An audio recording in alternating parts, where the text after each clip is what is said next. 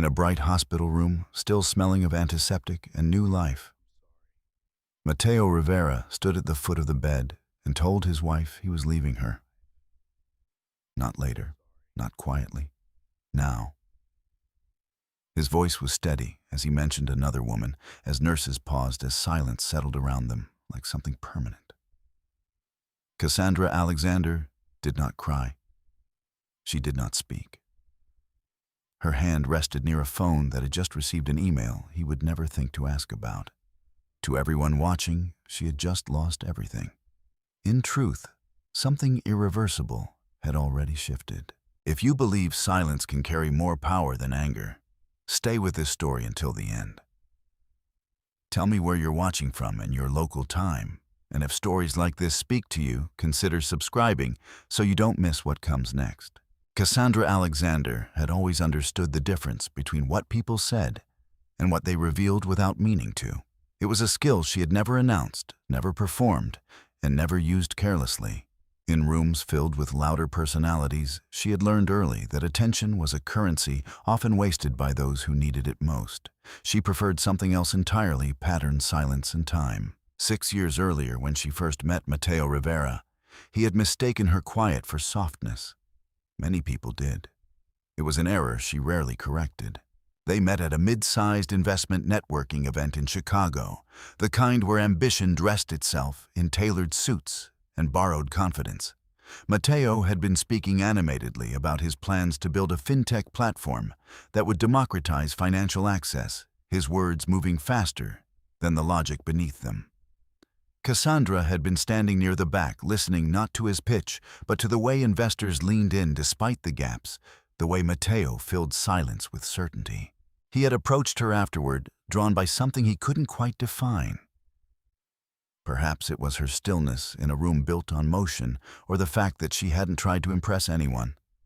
"You didn't ask any questions," he had said, smiling as if that alone made her interesting. "I didn't need to," Cassandra replied. It wasn't flirtation, it wasn't resistance. It was simply true. Matteo had laughed, assuming she would eventually engage on his terms. Over the next few weeks, he made sure she did calls, coffee, long conversations that drifted between ideas and personal history. He spoke about his ambitions with unwavering clarity. Cassandra spoke less, but when she did, her observations were precise enough to redirect entire discussions. He noticed that. He didn't understand it. Their relationship developed quickly, at least from the outside. Matteo introduced her to friends as someone grounded, someone who balanced him out. It was a description that sounded generous, but carried an assumption that she existed in relation to him. Cassandra never corrected that either. When they married 2 years later, in a small ceremony in upstate New York, there was no spectacle, no unnecessary display. Matteo promised growth success, a future that would expand with every year. Cassandra promised presence, stability, partnership. For a time, both believed those promises were aligned. In the early years of their marriage, Cassandra became a quiet axis in Matteo's world. She reviewed his presentations when he asked, though she often saw the flaws before he finished explaining. She introduced him subtly, without announcement, to people who would later become his early investors. She listened to his frustrations, his strategies, his late-night ideas that arrived faster than they could be tested. Matteo often described his progress as self-made. Cassandra never disputed that publicly. At home, the dynamic shifted slowly, almost imperceptibly at first. Matteo's confidence began to expand beyond his actual results. With each small success, he grew more certain that he understood the systems he was navigating. He started interrupting her mid-sentence, finishing her thoughts incorrectly, then moving on without noticing. It wasn't intentional. It didn't need to be. Control in its earliest form rarely announces itself. Cassandra observed the changes the way she observed everything else without reacting immediately. She noticed how financial decisions became unilateral, how joint accounts were managed with increasing opacity, how conversations shifted from collaborative to directive. We should be more aggressive with investments, Matteo would say. I'd like to review the structure first, Cassandra would respond. It's already handled. The words were casual. The implication was not. Over time, Matteo began to measure value in visibility. Who was being recognized? Who was leading conversations? Who appeared to be in control? Cassandra, who preferred none of those things, gradually became invisible in spaces where she had once been quietly influential. It did not trouble her in the way Matteo might have expected. Visibility was never her objective. Understanding was. As Matteo's startup began to gain modest traction, the social circles around them changed. Invitations became more frequent, more selective. Dinners with investors replaced quiet evenings at home. Conversations became less about ideas and more about positioning. Cassandra attended when necessary. She listened. She cataloged. She noticed who asked careful questions and who performed confidence. She noted which partnerships were sustainable and which relied entirely on perception. She watched Matteo adapt to these environments with increasing enthusiasm, adjusting his tone, his posture, even his language, depending on who was in the room. He was learning, just not always the right lessons. The first clear fracture in their marriage did not come with an argument. It came with a decision Matteo made without telling her. Cassandra discovered it the way she discovered most things indirectly. A notification from their joint financial account showed a significant transfer she did not recognize. It wasn't unusual for Matteo to move funds related to his business, but this amount was different. Larger, less explained. She didn't confront him immediately. Instead, she traced it. Accounts, timelines, correspondence. The information wasn't hidden particularly well. It simply wasn't expected to be questioned. When she finally asked, her tone was neutral. I saw the transfer from the joint account yesterday, she said over dinner. Matteo didn't look up right away. Yeah, that's for a new opportunity. It's time sensitive.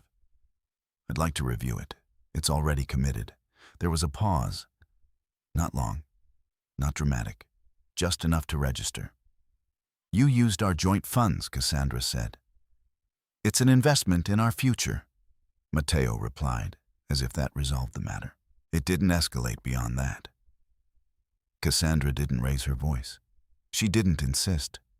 She simply noted the boundary that had been crossed and the ease with which it had happened. That night, while Matteo slept, Cassandra opened her laptop and began organizing information. Not out of anger, out of clarity.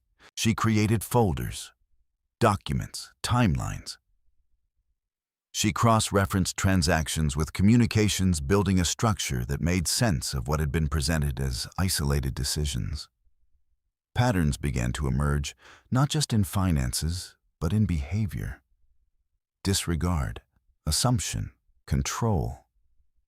None of it was dramatic enough to attract outside attention. That was precisely why it mattered. Cassandra understood something Matteo did not. Systems rarely fail all at once.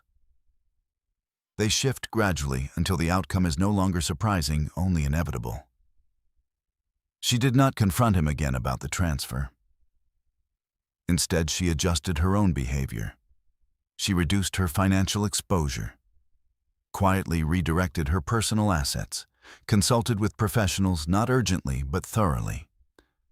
Every step was measured, documented, and aligned with a timeline only she fully understood. To Matteo, nothing had changed.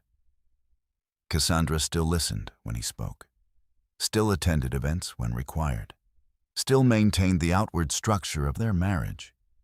But internally something had shifted, not emotion, position. Weeks later, at another investor dinner in New York, Matteo introduced Cassandra to a group of potential partners as my wife. She keeps me grounded. The phrase was familiar by then, almost rehearsed. Cassandra smiled politely. Across the table, one of the investors asked her what she did. Strategy, she said simply. For Mateo's company, for outcomes, Cassandra replied. There was a brief silence. Not uncomfortable, just unexpected. Matteo laughed it off, steering the conversation back to himself. Cassandra allowed it, because by then she had already begun to understand something with quiet certainty. Mateo Rivera believed he was building something that would define his future. He had not yet realized that the most consequential decisions affecting that future were no longer his to make. And Cassandra Alexander, who had once stood beside him as a partner, had already begun the careful, deliberate process of stepping outside the structure he thought he controlled. She did not rush. She did not announce. She simply continued. Because some outcomes are not created in moments of confrontation. They are built piece by piece in silence long before anyone else understands what has already been set in motion. Pregnancy did not slow Cassandra Alexander in the way people expected it would. It altered her rhythms, yes, forced her to rest more often, to move with greater care. But it did not change the way she observed the world around her. If anything, it sharpened it. She became more attentive to timing, to tone, to absence. Mateo Rivera, on the other hand, became less present with each passing month. At first, it could still be explained. His startup had entered a critical phase. Investor meetings increased. Deadlines tightened. He came home later, spoke faster, and carried with him the restless energy of someone trying to stay ahead of something undefined.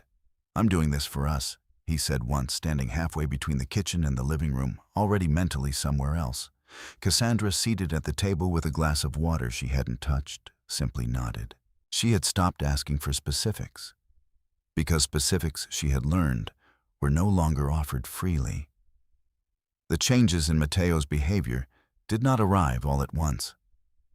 They layered themselves into his routine so gradually that to anyone not paying close attention, nothing would have seemed unusual. He began taking calls outside. Not every call, just enough to create a pattern. His phone, once left casually on the counter or beside the bed, now remained within reach at all times. Screen turned away. Notifications muted. He started traveling more frequently. Short trips, he said. Necessary ones. Cassandra did not question the explanations. She questioned the consistency. It was in those small inconsistencies that the outline of another presence began to take shape. The first time Cassandra saw Vanessa Cole, it was not through a message or a confession. It was in a photograph posted online, one of many from a networking event in San Francisco. The image itself was unremarkable. A group of professionals gathered around a high table, drinks in hand, the city skyline blurred behind them. Matteo stood near the center. Vanessa stood beside him, closer than coincidence would suggest. Cassandra studied the image longer than necessary. Not for confirmation, she did not need that, but for context. Vanessa Cole appeared composed, deliberate. Her posture was not tentative. It was practiced. She belonged in that space, or at least knew how to appear as if she did. There was no immediate conclusion, only a note added to a growing file. In the weeks that followed, Vanessa's presence became easier to trace, a name appearing in Mateo's calendar more frequently than others. Meetings labeled vaguely but recurring with precise regularity. Locations that aligned with his unexplained absences. Cassandra did not confront him. She documented. Late at night, when the apartment was quiet and Mateo's breathing had settled into sleep, Cassandra sat at her desk with her laptop open. Screens reflected softly in the dark, illuminating a system she had built for herself. Dates, times, transactions, she cross-referenced everything. A dinner expense that did not match the meeting he claimed to attend. A ride service receipt that ended in a neighborhood he had no professional reason to visit. A hotel charge in a city where his schedule had shown only a day trip. Each detail, insignificant on its own, formed something precise when aligned correctly. a pattern. Cassandra did not react emotionally to what she found. Emotion, she understood, could distort interpretation. She preferred clarity. One evening, as she prepared to leave for a routine prenatal appointment, Matteo stood by the door, adjusting his watch. "I won't make it tonight," he said, not meeting her eyes. Something came up with the investors. Cassandra paused, her hand resting lightly against the curve of her abdomen. "What time?" she asked. "Late," he replied. "Don't wait up." She nodded once. "I won't." There was no accusation in her voice, no hesitation. Matteo left first. Cassandra waited exactly 10 minutes before leaving the apartment herself. Not to follow him, to confirm something else. The appointment ended earlier than expected. Instead of returning home, Cassandra redirected her driver to a location she had already noted from previous data points, a restaurant Matteo had visited multiple times without explanation. She did not enter. She did not need to. From across the street through the wide glass windows, she saw them. Matteo, Vanessa, seated close enough that conversation did not require raised voices. Their posture relaxed, familiar. There was no dramatic gesture, no visible boundary being crossed in a way that would attract attention. But the space between them said everything it needed to. Cassandra remained in the car. She did not take a photograph immediately. She watched, long enough to understand the rhythm of their interaction, the ease, the absence of hesitation. Then calmly she lifted her phone and captured the moment. One image, clear enough. Not for confrontation, for record. She returned home before Matteo did. When he arrived hours later, his expression carried the mild fatigue of someone who believed his explanation had been accepted. "How was your appointment?" he asked, loosening his tie. "Normal," Cassandra replied. He nodded, satisfied with the simplicity of the answer. No further questions were asked. None were expected. Over the next several weeks, Cassandra continued to build her file. Messages when they could be accessed, patterns of communication, financial movements that indicated shared experiences, gifts, dinners, travel. Vanessa Cole was not a hidden variable. She was an integrated one. Cassandra approached the situation not as a betrayal to be confronted, but as a structure to be understood. Because understanding created leverage. And leverage, when used correctly, did not require noise. Her pregnancy progressed quietly. Medical appointments, routine checkups, careful monitoring. She followed every instruction given to her with the same precision she applied to everything else. Matteo attended fewer and fewer of those appointments. When he did, his attention was divided, phone vibrating softly in his pocket, eyes shifting toward messages he did not open in front of her. Cassandra noticed. She always noticed. But she did not ask, not because she didn't care, because the answer by then was already clear. One evening, as Cassandra organized the latest additions to her records, she came across a series of transactions that stood out not for their size, but for their destination. A private account, recently established, funded incrementally over several weeks. The source, their joint finances. The pattern, deliberate. Cassandra leaned back slightly, considering. This was not impulsive behavior. It was preparation for what Matteo likely believed was independence. For Cassandra, it was confirmation. She opened a new folder, labeled it carefully, then added everything she had. No rush, no escalation, just alignment. Because by then the situation had moved beyond personal. It had become structural. And Cassandra Alexander, who had never relied on confrontation to resolve anything, understood that structures were not dismantled through argument. They were reconfigured, quietly, precisely, irreversibly. Across the city, Mateo Rivera continued building what he believed was a future defined by his own decisions. He spoke confidently about expansion, about control, about the trajectory of his company and the life that would follow. Vanessa Cole remained by his side in those conversations, present, assured, certain of her place. Neither of them understood the full scope of what had already been set in motion, because while they moved forward under the assumption of secrecy, Cassandra had already removed uncertainty from the equation. What remained was timing. And Cassandra, more than anything, understood the value of waiting until every element aligned. Not for reaction, for outcome. By the time Cassandra Alexander entered her third trimester, the structure of her marriage had already shifted beyond repair, not in a dramatic sense, not in a way that could be traced to a single moment or argument, but in the quiet accumulation of decisions that no longer included her.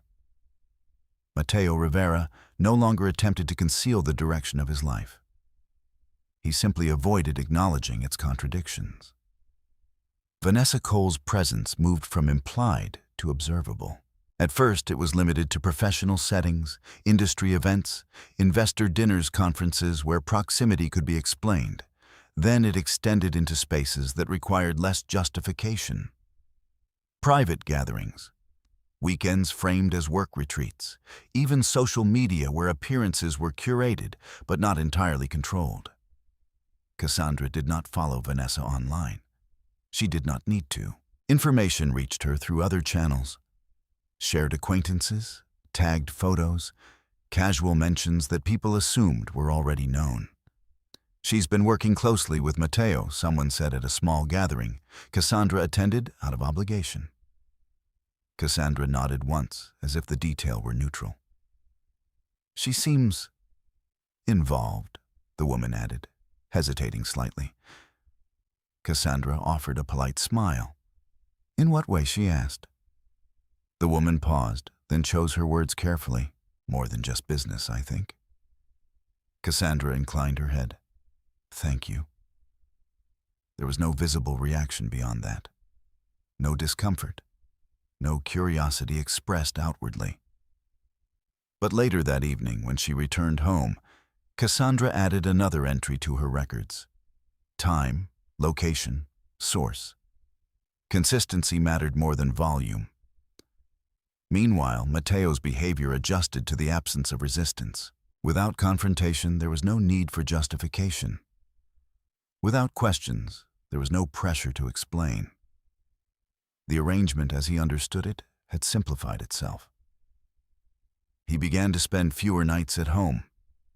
When he did return, his presence felt transitional, like someone passing through a space, rather than inhabiting it. "Things are accelerating," he said one evening, placing his keys on the counter without looking at Cassandra. "I might need to travel more over the next few weeks." Cassandra was seated at the table reviewing a document unrelated to him. "For how long?" she asked. "Not sure yet." She nodded. "Let me know if you need anything while I'm gone," he added, as if the offer fulfilled an obligation. "I will," Cassandra replied. He left again the following morning. She did not ask where, because by then location was no longer the relevant variable. It was intention. Cassandra's own actions during this time remained largely invisible to Matteo. She continued her medical appointments, maintained the household structure, attended events when necessary. To any external observer, she appeared unchanged, composed, quiet, present. But beneath that continuity, she had begun to act with increasing precision. Her consultation with Ethan Caldwell had not been impulsive. It had been strategic. Ethan was not the kind of attorney who reacted to situations. He structured them.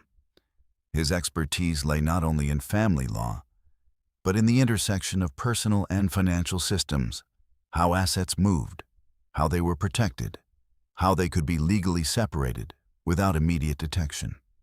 Their first meeting had taken place in his office overlooking the Chicago River, a space designed to appear understated, despite the complexity of work conducted within it. Ethan had listened without interruption as Cassandra outlined the situation. not emotionally, factually, timelines, transactions, behavioral shifts. When she finished, he leaned back slightly, considering. "You're not here for advice on confrontation," he said. "No," Cassandra replied. "You're here for control." Cassandra met his gaze. "I'm here for structure," she corrected. Ethan allowed himself a brief nod. "Then we proceed carefully." From that point forward, every step Cassandra took was aligned with a legal framework that anticipated outcomes rather than reacted to them.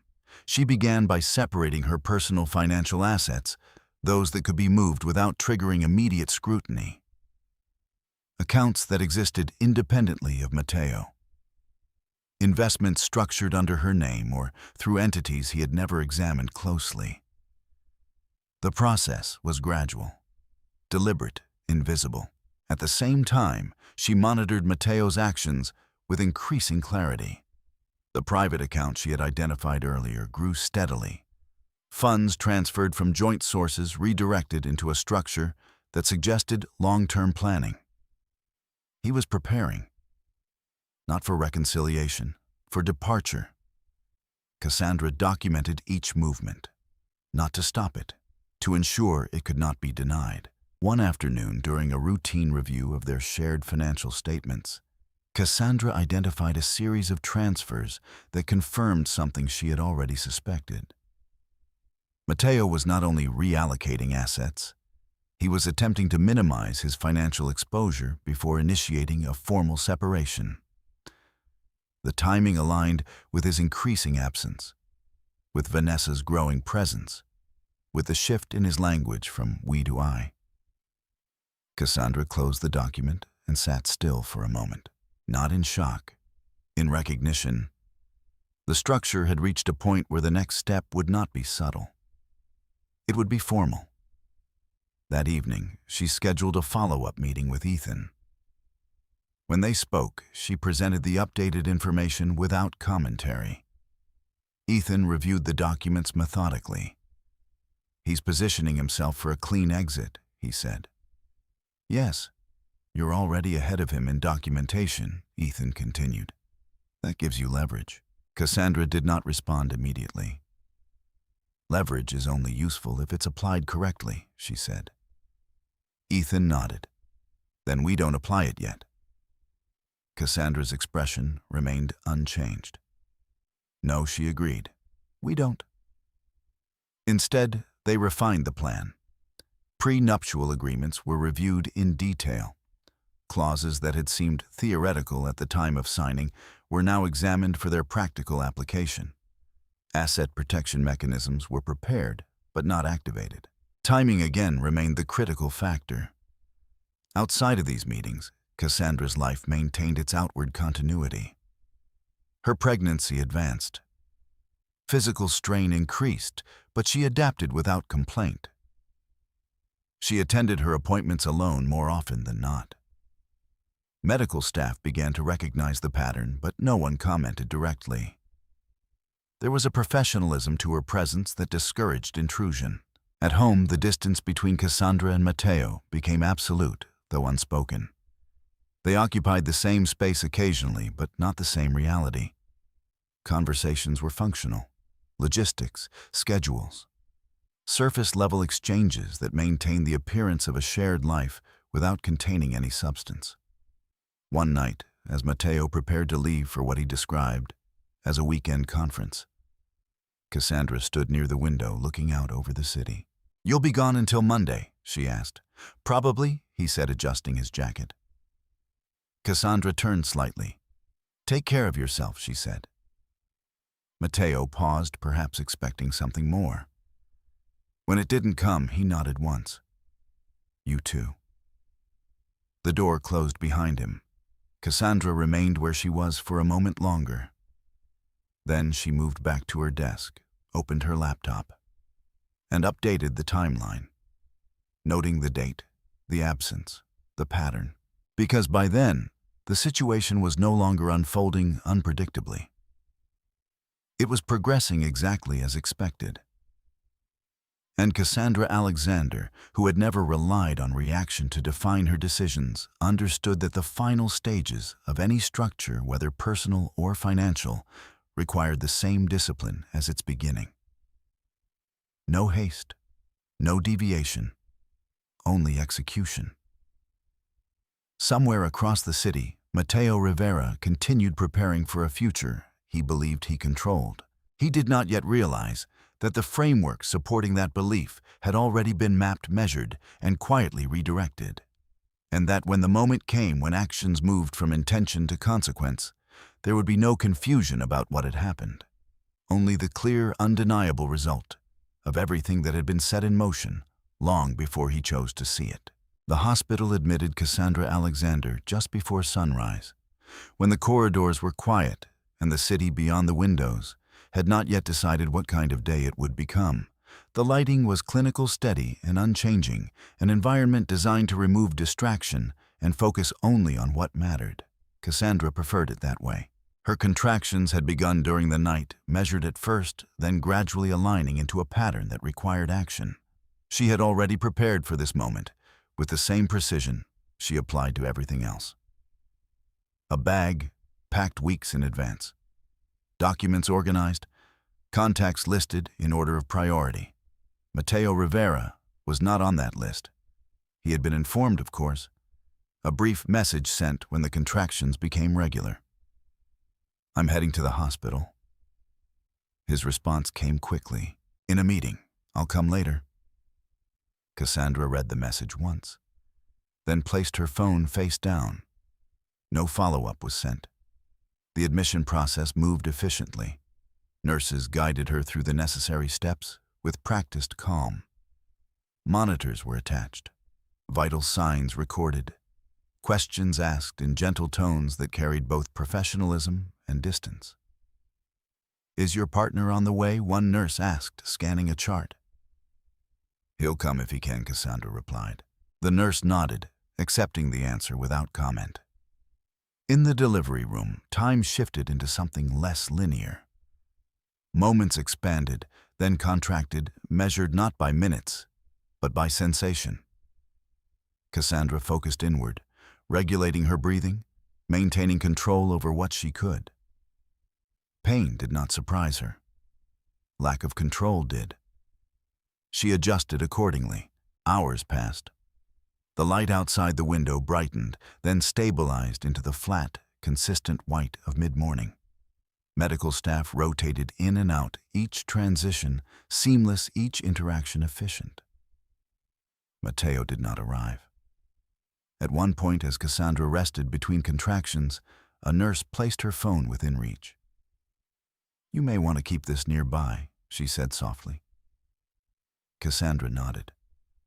When she checked it, there were no new messages from Matteo.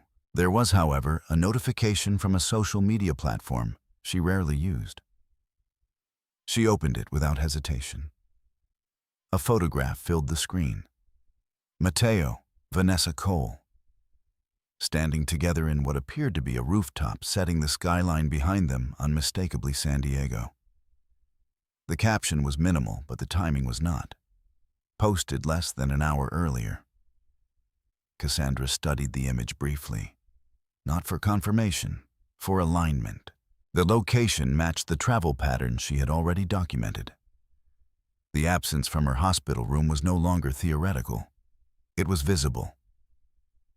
She closed the application, set the phone aside, and returned her focus to the present. Because whatever Matteo was doing wherever he was, it no longer altered the outcome of what was already underway. The delivery, when it came, was controlled, focused, precise. Cassandra followed every instruction given to her with the same discipline she had shown throughout the process. The medical team responded in kind, adjusting to her composure, matching her pace. When her child was finally placed in her arms, the room shifted not dramatically, not with overwhelming emotion, but with a quiet recognition of something complete. Cassandra looked down at the infant, studying the small, steady movements, the rhythm of breath that existed independently of everything else. For a moment, she allowed herself to remain still. not because she was overwhelmed, because she understood the significance of stillness when everything else was in motion. "Would you like to call someone?" the nurse asked gently. Cassandra shook her head. Not yet. The hours that followed were quieter. Recovery replaced urgency. The room, once filled with movement, settled into a slower pace. Cassandra remained alone, not abandoned, not waiting, simply alone. Her phone remained within reach, though she did not check it immediately. When she did, it was out of intention, not impulse. A new message had arrived, not from Matteo, from a secure email address she recognized immediately. ArcLight Capital Group. The subject line was brief, final confirmation. Cassandra opened it. The contents were direct, structured, and exactly as expected. The multi-year negotiation had concluded. All conditions met, all approvals secured. The transaction, valued at $30.6 billion, had been finalized. Her name appeared in the documentation as the principal authority within the controlling entity, not publicly, but definitively. Cassandra read the email once, then again, not for disbelief, for verification. Every detail aligned with what she had anticipated. Every clause executed as planned. There was no need for immediate response, no urgency in acknowledgement. The outcome had already been achieved. She closed the email, set the phone down, and looked again at the child resting beside her. The contrast between the two realities, the scale of the transaction and the quiet presence of new life, did not feel contradictory. It felt precise, because both had required the same thing: time, preparation, control. Outside the room, the hospital continued its routine. Staff moved through corridors. Patients arrived and departed. Conversations took place in measured tones, each one contained within its own context. Inside, Cassandra remained composed. Her situation from an external perspective could be interpreted in only one way. A woman who had just given birth, alone, her husband absent, her marriage unknown to most, already fractured. What no one in that building could see, what Matteo had not considered, what Vanessa could not have anticipated, was that the balance of power had already shifted beyond recovery. Not in that moment, long before it. Cassandra did not call Ethan immediately. She did not initiate any legal action from the hospital bed. Those steps would come, at the correct time. Instead, she allowed the hours to pass without disruption. A nurse returned to check on her. "Is there anything you need?" she asked. Cassandra considered the question briefly. "No," she said. There was nothing immediate that required attention. Everything that mattered had already been set in motion. Somewhere across the country, Mateo Rivera remained unaware of the exact moment his assumptions had become obsolete. He believed, as he had for some time, that control was defined by action, by movement, by visible decisions. He had not yet understood that the most decisive actions often occurred without announcement, without recognition. Without him, back in the hospital room, Cassandra adjusted the blanket around her child with careful precision. Her movements were steady, measured, unhurried. Because for Cassandra Alexander, the next phase was not about reaction. It was about execution. And execution, when done correctly, did not require an audience. Only certainty. Mateo Rivera arrived in the late afternoon when the hospital had settled into that quiet, controlled rhythm that exists between urgency and rest. The corridors were less crowded. The lighting had softened slightly, though it remained clinical, unchanged in its purpose. He did not rush. His pace was measured, deliberate, as if the timing of his arrival had already been decided long before he entered the building. In his hand, he carried a slim folder, neutral in appearance, structured in intent. At the nurse's station, he asked for Cassandra Alexander by name. His voice was steady, professional, familiar with spaces where authority was assumed rather than questioned. A nurse glanced at the chart. "She delivered this morning," she said. "She's in recovery." Matteo nodded. "I'll go in." There was a brief pause, not long enough to be called hesitation, but enough to register. The nurse studied him for a moment, then gestured toward the hallway. "Room 312. Thank you." He walked without looking back. Inside the room, Cassandra sat upright in the hospital bed, her posture composed despite the physical strain of the day. The child rested beside her, wrapped securely, breathing in small, steady rhythms that filled the space with quiet continuity. Cassandra did not look up immediately when the door opened. She already knew who it was. Matteo stepped inside, closing the door behind him with controlled precision. For a moment, he simply stood there, observing, taking in the scene as if it were something he needed to process rather than participate in. "You should have told me it was this serious," he said finally. Cassandra turned her head slightly. "I did," she replied. There was no accusation in her voice, no emphasis, only fact. Matteo exhaled, as if the clarification required no further response. He placed the folder on the small table near the bed, aligning it carefully with the edge. "I had something important I couldn't leave," he continued.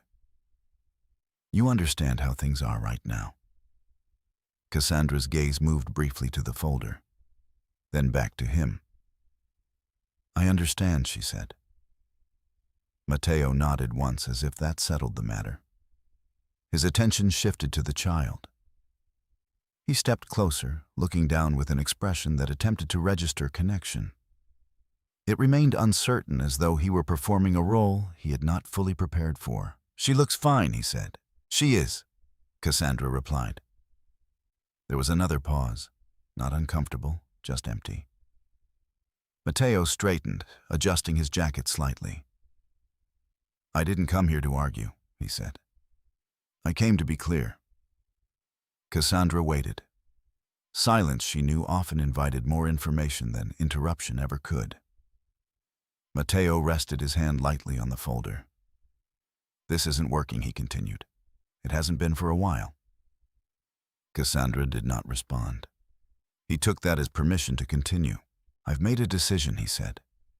"I'm moving forward with Vanessa."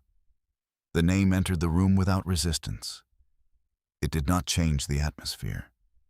It simply confirmed what had already been established. "We're planning to get married," Matteo added. His tone remained steady, as though he were discussing a business arrangement rather than a personal fracture. Outside the room, a cart rolled past. The faint sound of wheels against polished floor echoed briefly, then faded. Inside, Cassandra remained still.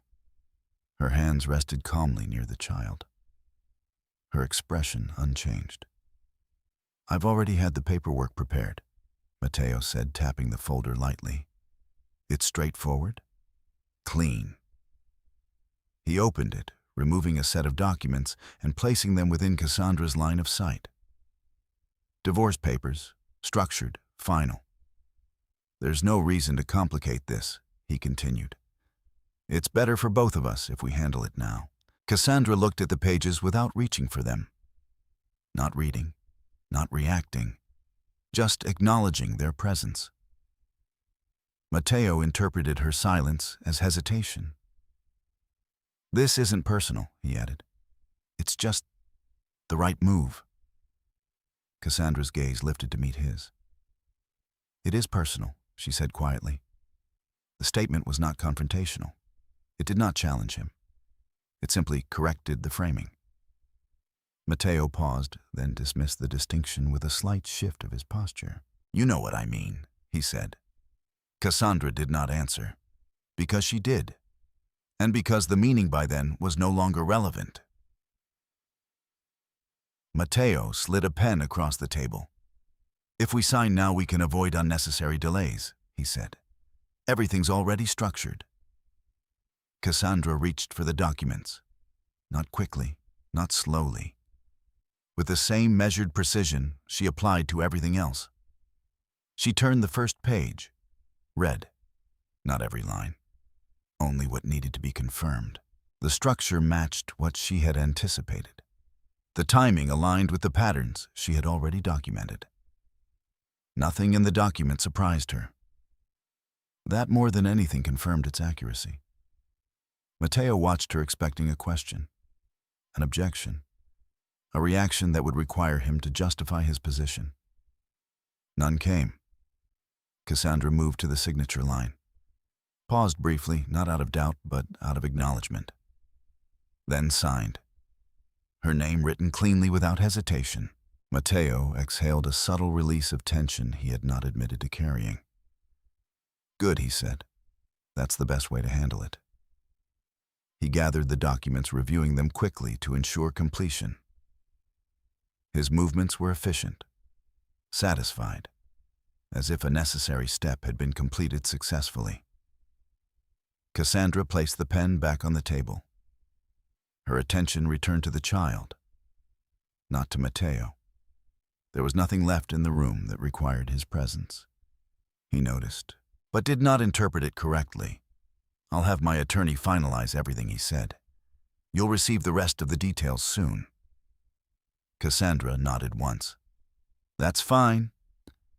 Matteo hesitated for a fraction of a second, perhaps expecting something else, an acknowledgement, a reaction, a shift. When it didn't come, he adjusted his posture. "I'll be in touch," he said. Cassandra did not look up. "Take care," she replied. The phrase was neutral, complete.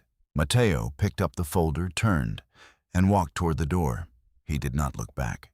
The door closed behind him with a soft, controlled sound. Outside the hallway continued its quiet rhythm. Inside the room remained unchanged. Cassandra sat still for a moment longer, then reached for her phone. Not to call, not to react, to confirm. The email from ArcLight Capital Group remained open where she had left it. Unchanged. Final. She read the subject line once more. Final confirmation. Then she closed the screen, set the phone down, and adjusted the blanket around her child with careful precision. Because what Mateo Rivera believed he had finalized in that room was only one part of a structure he had never fully understood. And what Cassandra Alexander had just signed was not the end of anything. It was alignment. Between timing, between intention, between outcome. Somewhere beyond the hospital walls, systems were already moving in response to decisions made long before that afternoon. Legal frameworks, financial controls, authority shifting without announcement. Matteo had walked away believing he had secured his future. He had not yet realized that the conditions defining that future had already changed, irreversibly. And Cassandra, who had never relied on confrontation to define her position, did not need to say anything more, because everything that mattered had already been set in motion. The room did not change after Matteo left. No shift in lighting, no interruption in sound. The same controlled rhythm of hospital life continued beyond the door, untouched by what had just occurred inside it. Cassandra Alexander remained seated, her posture unchanged, her attention resting where it had settled long before Matteo arrived. On the child, on the stillness, on the absence of anything that required reaction. The signed documents were no longer in the room. Matteo had taken them with him, as if their physical presence mattered more than what they represented. For a moment, Cassandra allowed the silence to extend without interruption. Then, with measured intent, she reached for her phone. The screen illuminated her face briefly, casting a soft reflection against the sterile white of the room. No. The email from ArcLight Capital Group remained exactly where she had left it. Unread in appearance, understood in reality. She opened it again, not out of uncertainty, but to confirm alignment one final time. Every line remained consistent, every clause executed. The acquisition, structured through layered entities and secured through years of negotiation, had been finalized hours earlier, almost precisely at the time Matteo had been making his own decision across the country. The value stated without emphasis, $30.6 billion. Cassandra did not linger on the number. Numbers in her world were not symbols of status. They were indicators of structure, of control, of outcome. Her name did not appear publicly in the transaction. That had been intentional from the beginning. The controlling entity, a private holding structure nested within multiple legal layers, carried authority without visibility. Cassandra Alexander was the principal signatory, the final decision-maker, the one position that did not require acknowledgement to exist. She closed the email, set the phone down, and adjusted the edge of the blanket near the child's shoulder. The gesture was small, precise. A continuation of the same discipline she applied to everything else. A soft knock interrupted the stillness. The door opened slightly and a nurse stepped inside, her movements careful, respectful of the quiet. "How are you feeling?" she asked gently. "Stable," Cassandra replied. The nurse nodded, glancing at the chart. "Your vitals look good. We'll keep monitoring, but everything is progressing as expected." Cassandra inclined her head. "Thank you." The nurse hesitated briefly, her eyes moving toward the empty space near the door. "Will someone be staying with you tonight?" she asked.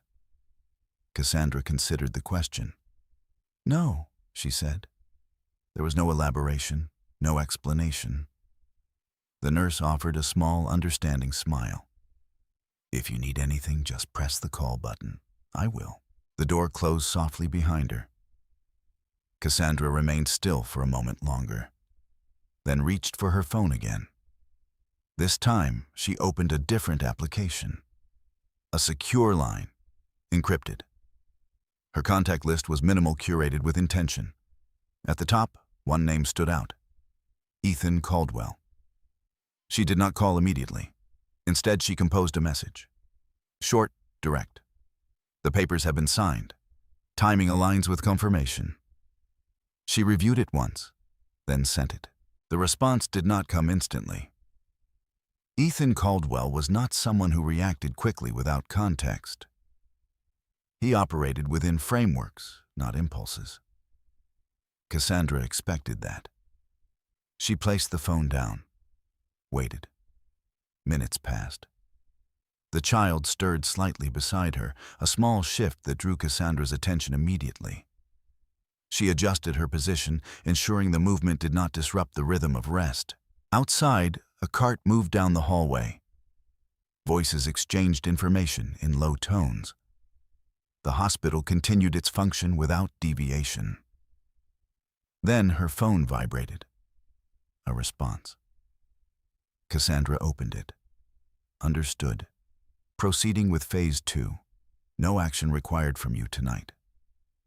She read the message once. There was no need for further clarification. Phase 2 had been defined weeks earlier. Activation of legal protections, separation of assets, execution of pre-established contingencies that Matteo had not considered when drafting his version of events. Cassandra did not reply. Acknowledgement in this context was unnecessary. Instead, she opened a document she had been maintaining throughout the past months. A timeline. Comprehensive, precise. Every decision, every action, every deviation recorded in sequence. She scrolled to the current date, added a new entry. Divorce initiated by Mateo Rivera. Document signed without resistance. Confirmation of ArcLight transaction received same day. Alignment achieved. She paused briefly, then added one more line. Proceed as planned. The act of writing it did not change the outcome. It confirmed it. Cassandra closed the document, placed the phone back on the table, and allowed the silence to return. Across the country, in a different city under a different sky, Mateo Rivera moved forward under the assumption that his decisions had simplified his future. He had secured his separation, established his independence, positioned himself for a new life with Vanessa Cole. From his perspective, the sequence was logical, clean, controlled. What he did not see, what he had never taken the time to examine, was the structure beneath his own actions. The financial shifts he believed he had managed discreetly, the accounts he had redirected, the resources he assumed were his to control. Each of them had already been mapped, tracked, positioned within a larger system that did not depend on his awareness. Back in the hospital room, Cassandra adjusted her posture, slightly careful not to disturb the child. Her movements remained deliberate, conserving energy without sacrificing control. She did not consider calling anyone else, not family, not friends. There was no need to share information prematurely. The outcome, once visible, would speak for itself. Another message appeared on her phone, this time from a different source, Arclight Capital Group Legal Division. She opened it. A brief update.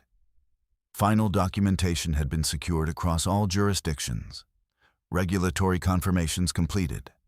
Public disclosure scheduled for a later date, structured to maintain anonymity where required. Her position remained protected, unexposed, exactly as intended. Cassandra read the message, then closed it. There was no emotional response, no sense of triumph, only recognition. Because what had been achieved was not sudden. It was the result of years of calculated movement, of decisions made without announcement, of structures built quietly beyond the visibility of those who measured power by what could be seen.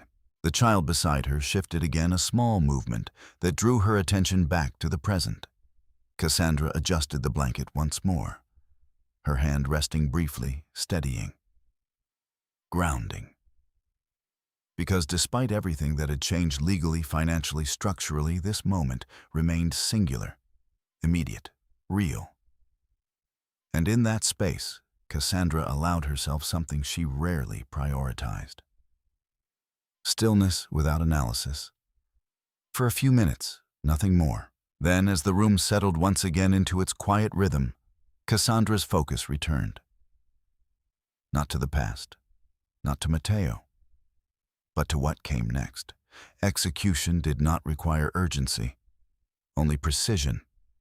And precision, once established, carried itself forward. Without noise, without interruption, without error. The following morning arrived without announcement, the kind of quiet transition that hospitals were designed to contain. Light filtered through the narrow window in Cassandra Alexander's room, soft but clinical, revealing nothing beyond the fact that time had moved forward. Cassandra had already been awake. Sleep for her had not been a necessity, so much as a managed interval. She had rested, when required, adjusted when needed. And now, as the early hours settled into the structure of the day, her focus returned fully, not to the past, to context, because what had unfolded within the last 24 hours, childbirth, the signing of divorce papers, the final confirmation of a $30.6 billion transaction, was not a series of disconnected events. It was convergence, and Cassandra understood. Convergence required clarity. A nurse entered quietly, checking vitals with practiced efficiency. "How did you rest?" she asked. "Well enough," Cassandra replied. The nurse nodded, recording numbers that confirmed stability. "You may be discharged later today if everything continues like this." Cassandra inclined her head slightly. "That works." The nurse hesitated for a moment, as if considering whether to ask something else. Her eyes moved briefly to the empty chair near the bed, the one typically occupied by a partner, a family member, someone who filled the space between medical procedure and personal reality. "You'll have someone to help you at home?" she asked. Cassandra met her gaze. "Yes," she said. It was not a lie, it was simply not detailed. The nurse accepted the answer, offering a small, reassuring smile, before exiting the room. Once alone again, Cassandra reached for her phone. Not immediately to check messages, but to open a document that had existed long before this morning. A private archive, structured across years. The Alexander family had never been publicly ostentatious, but within certain financial circles their name carried weight that did not require explanation.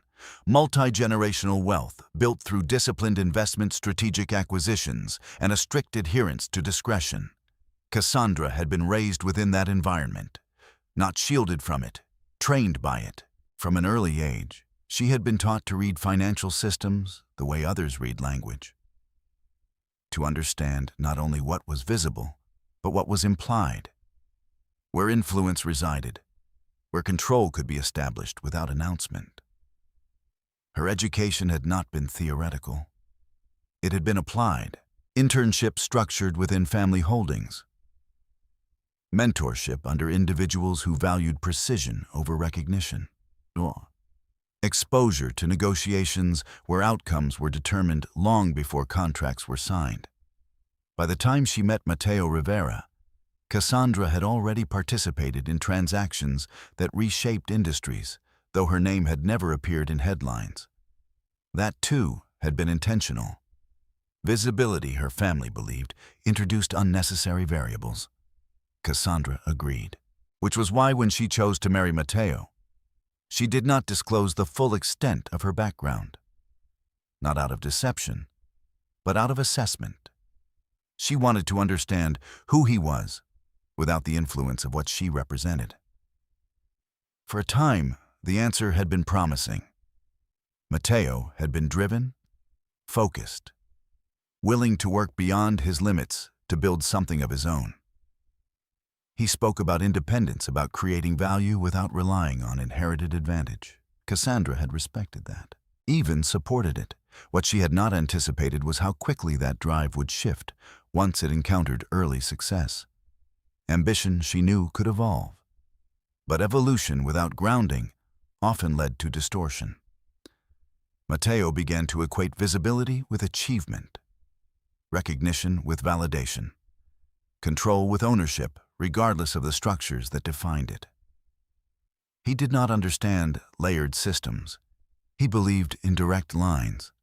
Cassandra had recognized the divergence early, but recognition did not always require intervention. Sometimes it required observation. The ArcLight Capital Group transaction had been in development long before Matteo's behavior began to change. It was not a reaction. It was a trajectory.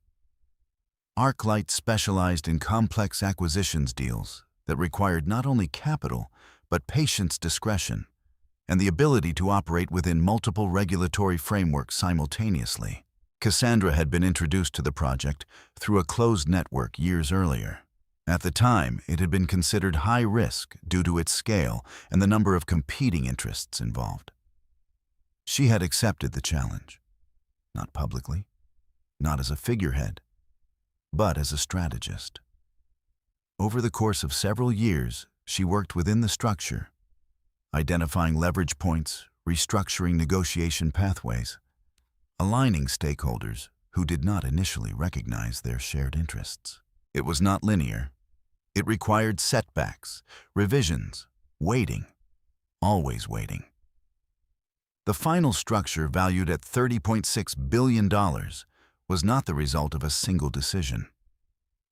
It was the accumulation of hundreds of precise movements, most of which had occurred without external awareness.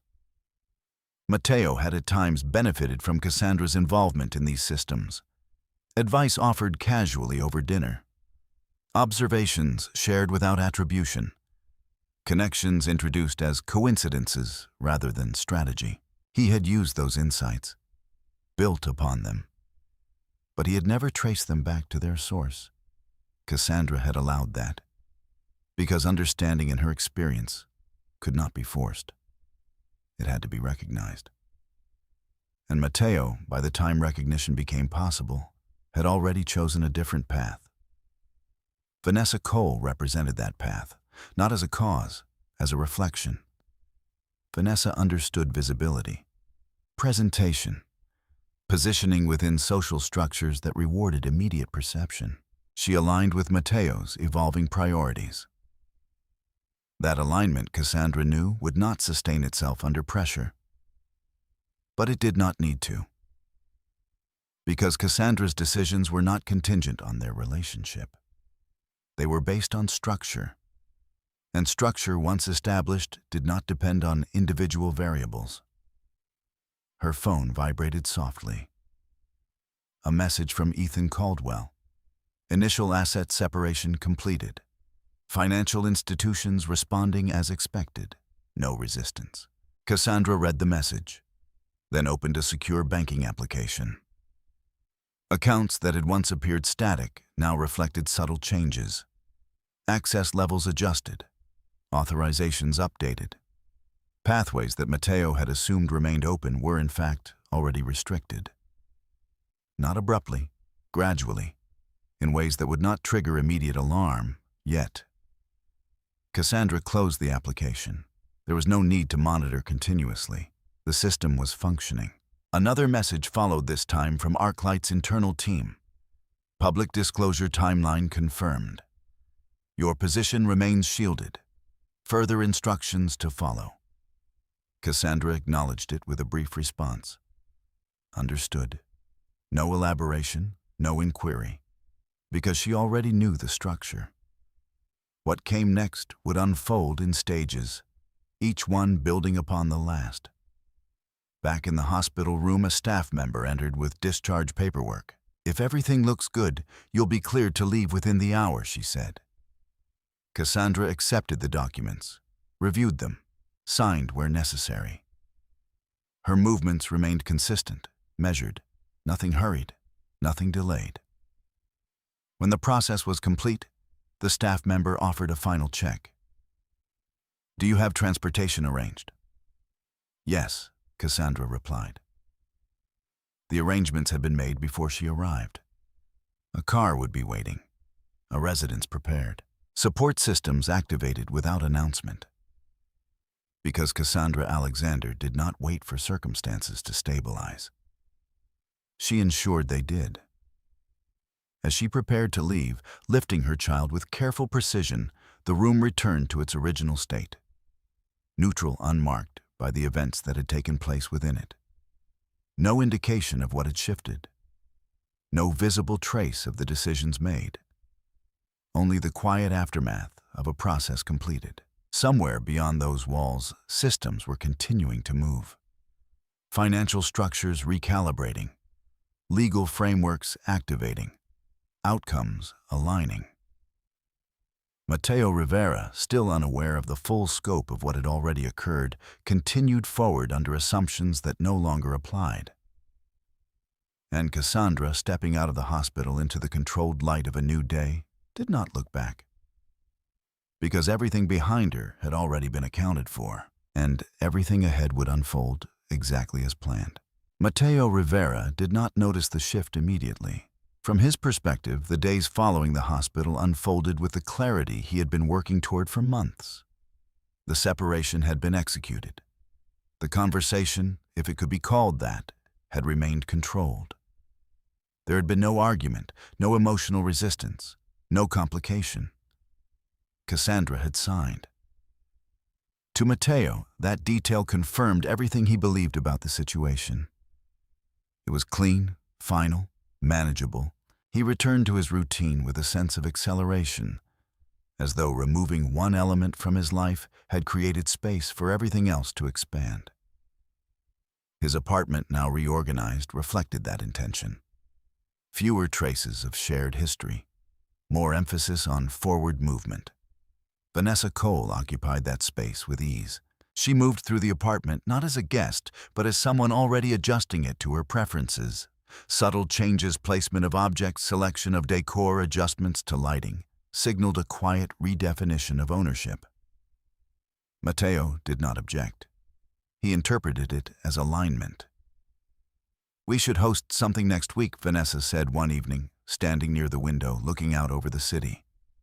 A small gathering. Investors, maybe. Matteo nodded, reviewing figures on his tablet. After the next funding round, he replied. Let's close that first. Vanessa turned slightly. "You're confident I've already had the conversations," Matteo said. "It's just a matter of timing." Timing. The word held different meanings for each of them.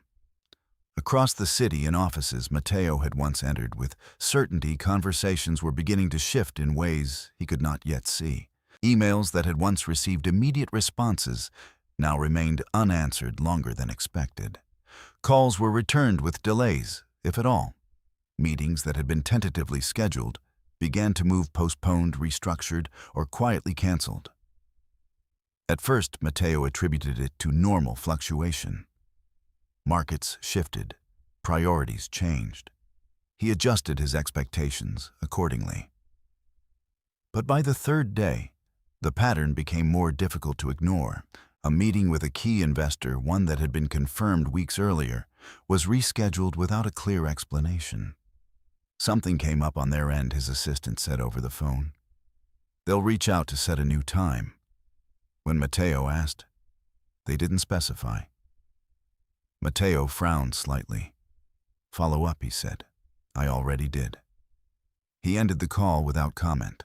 Later that afternoon, he attempted to access a line of credit that had been routinely available to support operational costs within his startup. The system responded with a delay. Then a restriction. "Access temporarily limited. Please contact your financial institution." Matteo stared at the screen. Temporary limitations were not uncommon, but they were usually accompanied by prior notification. He picked up his phone and called the bank directly. After a brief wait, a representative answered. "There appears to be a restriction on one of my accounts," Matteo said. "I need it cleared. Let me review that for you," the representative replied. There was a pause longer than expected.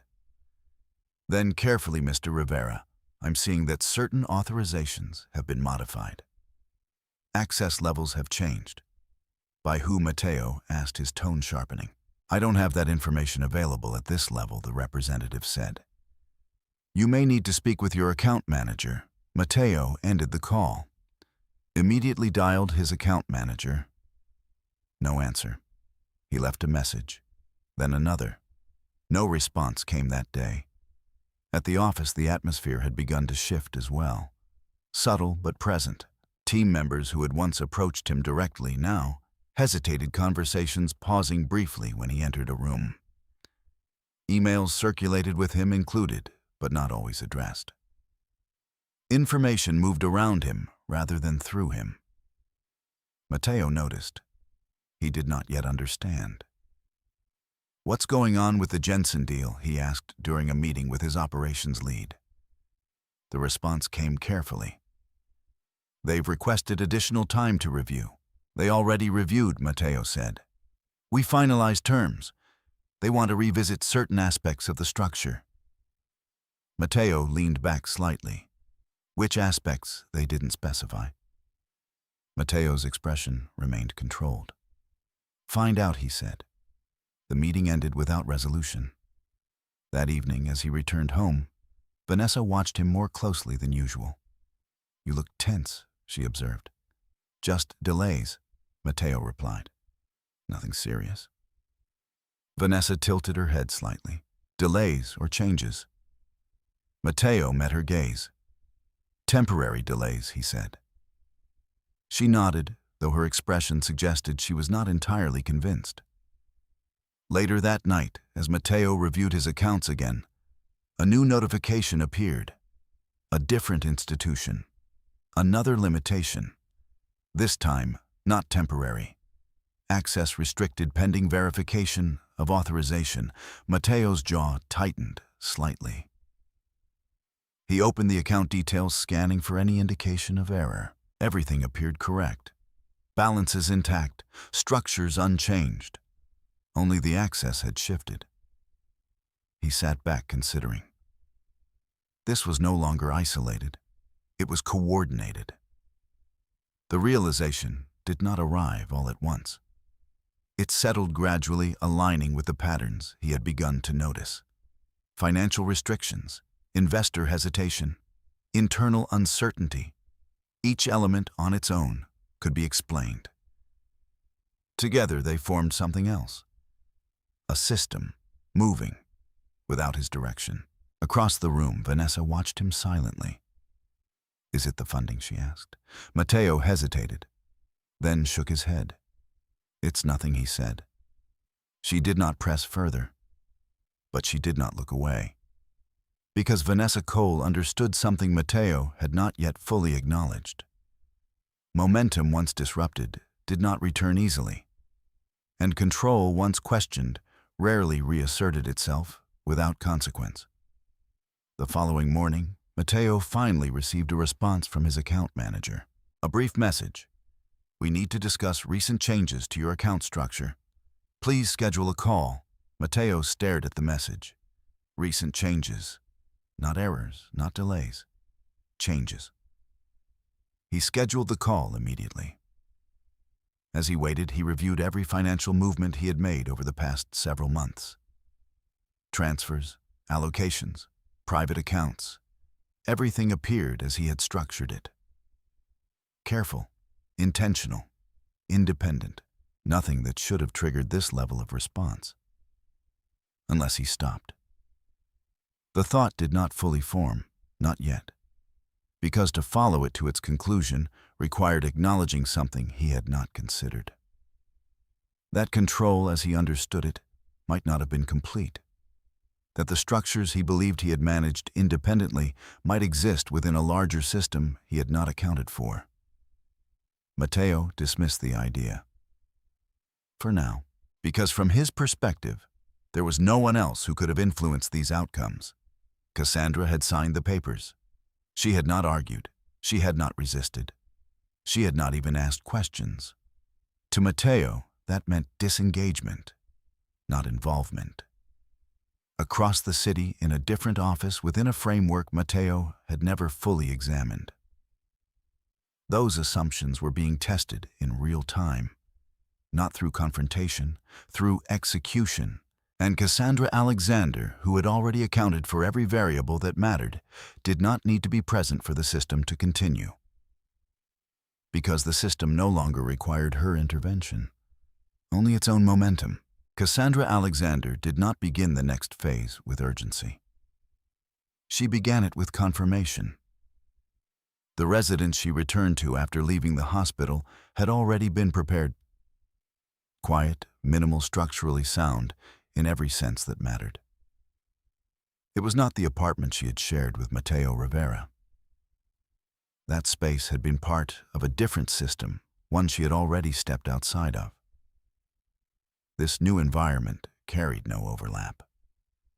No shared accounts, no shared access, no ambiguity. The transition had been arranged before the hospital admission executed through channels that did not intersect with Mateo's awareness. Utilities registered under separate entities. Security protocols in place. Staff instructed with precision and without excess information.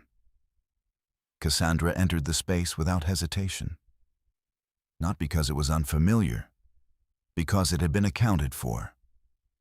Inside, everything functioned as expected. The child's room prepared with quiet efficiency. Supplies organized. Medical contacts updated. A private nurse scheduled for overnight assistance, though Cassandra did not intend to rely heavily on it. Control for her extended into every layer of environment. She placed the child in the crib, adjusting the blanket with the same measured care she had shown in the hospital. Then she moved to the main living area, setting her phone on the table before sitting down, not to rest, to proceed. Her first action was not a call. It was a review. She opened a secure dashboard, one of several interfaces through which her financial and legal structures could be monitored.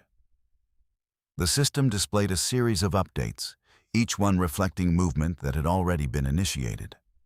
Accounts separated. Authorizations restructured. Joint access points either removed or placed under conditional review. Each change had been executed through proper legal channels, supported by documentation Matteo had unknowingly validated through his own actions. Cassandra did not need to issue instructions. Those had been given weeks earlier. Now she observed. The phone vibrated softly. A call. Ethan Caldwell. She answered. Status, he said without preamble. Stable, Cassandra replied, proceeding as expected. There was a brief pause on the line, not out of uncertainty, but confirmation. Initial asset separation is complete, Ethan said. Financial institutions have acknowledged the restructuring. No challenges so far. Good. Your joint accounts with Rivera have been isolated.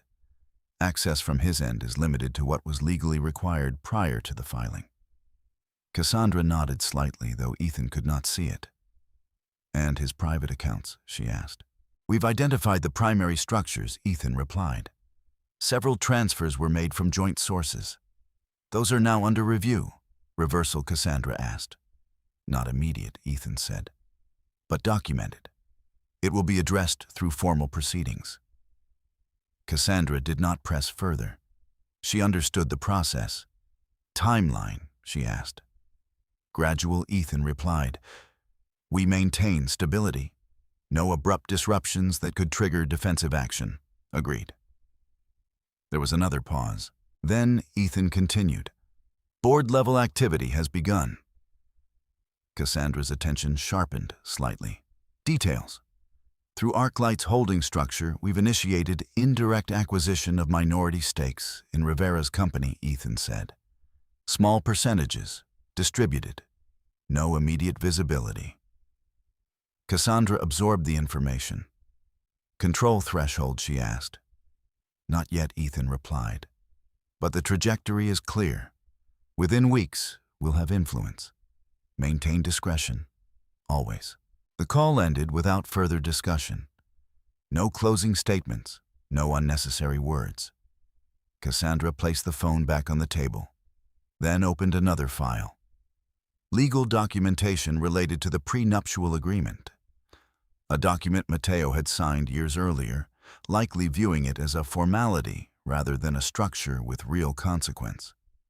Cassandra reviewed the clauses again, not because she needed to, but because precision required repetition.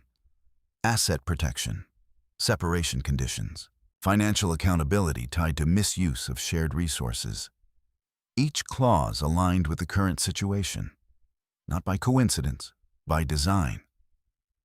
She closed the file, then shifted her attention to a different set of data. Matteo's company, performance metrics, investor activity, operational flow. The information available to her was not public. It had never been. Through the ArcLight network, access points existed that extended beyond standard visibility. Data flowed through layers Matteo did not know how to trace. What Cassandra saw was consistent with what Ethan had indicated. Instability. Not visible yet to the outside world, but present. Investor hesitation. Delayed funding rounds. Liquidity concerns beginning to surface. Nothing catastrophic. Not yet. But enough to alter trajectory. Cassandra did not interfere directly. That was not the approach. Intervention, when visible, created resistance. She preferred alignment. Allowing existing weaknesses to surface under controlled conditions, the system once engaged would handle the rest. A notification appeared. Another financial institution. Update confirmed. Access modification completed. Authorization structure revised. Cassandra acknowledged it, then moved on. Hours passed without interruption. The child rested. The house remained quiet. Outside, the city continued its usual rhythm, unaware of the structural shifts occurring within systems that did not announce themselves. Cassandra stood moving to the window. From this vantage point, the city appeared unchanged. Buildings intact, traffic flowing, people moving through their routines. Nothing visible suggested that anything had shifted. But Cassandra understood something most did not. Change rarely presented itself immediately. It accumulated, built beneath the surface until the outcome became unavoidable. Behind her, the phone vibrated again. A message from ArcLight's legal division. Regulatory confirmations complete. Public disclosure timeline advancing. No exposure to principal entity. Cassandra read it once, then replied, "Proceed. No elaboration, none required." The framework was functioning, everything aligned. Across the city, Mateo Rivera sat in his office, reviewing data that no longer responded the way it once had. Calls unanswered, access restricted, conversations shifting in tone. He believed he was encountering temporary resistance, obstacles, challenges to be navigated. He did not yet see the pattern, because the pattern did not announce itself. It revealed itself, gradually, irreversibly. Back in the quiet of her new residence, Cassandra Alexander returned to her seat, her posture relaxed but not unfocused. There was no urgency in her movements, no visible pressure, because what had been initiated no longer required acceleration. Only continuation. And continuation, when structured correctly, did not fail. It did not rush. It simply advanced, step by step, until there was nothing left to adjust, only the outcome. Mateo Rivera scheduled the call for 9 in the morning. He arrived early not out of habit, but because the pattern of delays had begun to unsettle him in ways he had not yet named. His office, once a space that responded to him, screens lighting at his touch, assistants moving quickly at his direction, felt slightly misaligned. Not dysfunctional, just resistant. He sat at his desk reviewing the notes he had prepared for the conversation. Questions structured, direct, focused on resolving what he still framed as a series of technical issues.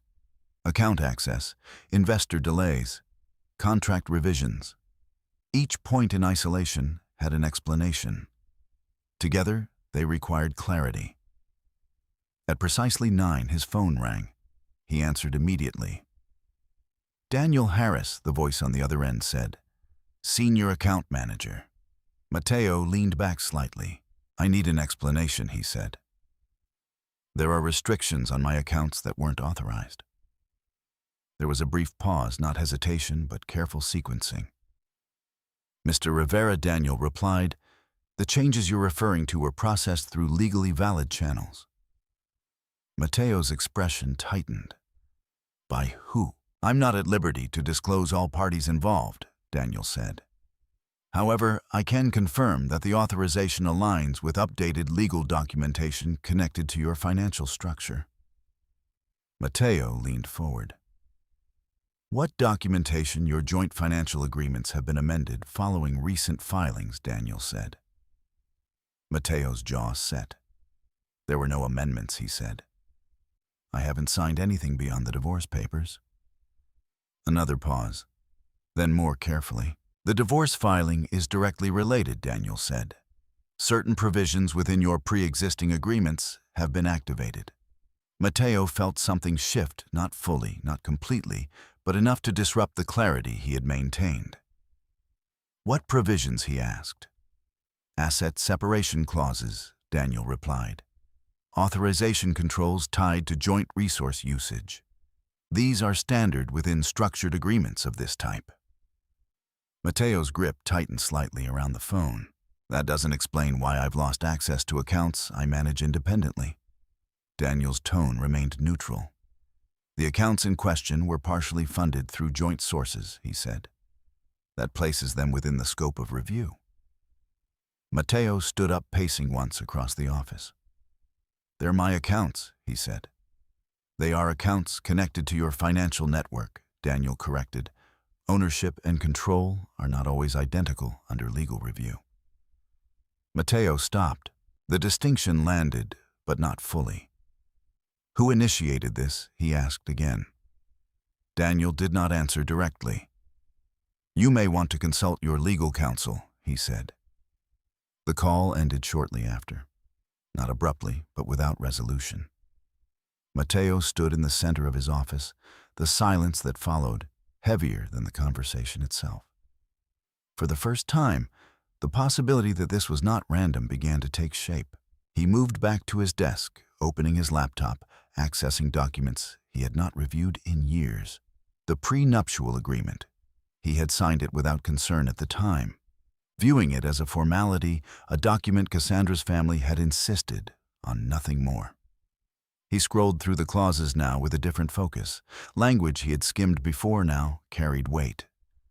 Asset definitions, source tracing, authorization rights tied not just to names, but to origin of funds. He read more carefully, then stopped. A clause near the middle, one he did not remember in detail. In the event of financial restructuring or dissolution of marriage, any assets derived from joint capital sources shall be subject to review and reallocation under controlling authority as defined within the originating financial entity. Matteo stared at the line. Controlling authority. Defined where he continued reading. Cross-references, legal structures, entities, names that meant little to him at the time. But now, he closed the document abruptly. Picked up his phone, called his own attorney. "Tell me what Cassandra can do with the prenup," he said without introduction. There was a pause on the other end. "Why?" the attorney asked. "Because something's happening with my accounts," Matteo replied. "And I need to know how far this goes." The attorney exhaled slowly. "I'd need to review the exact language," he said. "But generally, if the agreement includes asset tracing and controlling authority clauses, it can extend further than you might expect." Matteo's expression hardened. "Define further." "Potentially into any structure that includes joint origin funds," the attorney said, "especially if those funds were used as foundational capital." Matteo's mind moved quickly now, connecting points he had previously kept separate, the transfers he had made, the accounts he believed were independent, the investments structured through his startup. If any of those had originated even partially from joint resources, he stopped the thought, because following it required acknowledging a larger implication.